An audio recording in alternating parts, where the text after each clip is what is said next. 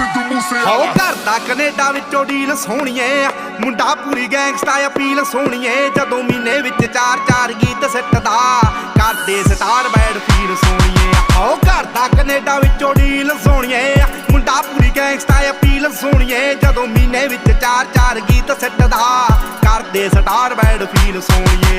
ਜੋ copy cat ਬਣੇ ਗੀਤਕਾਰ ਸਾਲੇ ਨੇ, ਪਾੜ ਪਾੜ ਸਿੱਟਣੇ ਆ ਮੂਸੇ ਵਾਲੇ ਨੇ। ਰੱਖਦੇ ਸੀ ਨੀਤਾਂ ਐਵੇਂ ਗਾਰਦੀਆਂ, ਉਹ ਸਿਰੇ ਉੱਤੋਂ ਲੰਘਣੇ ਫਲਾਈ ਕਰਕੇ।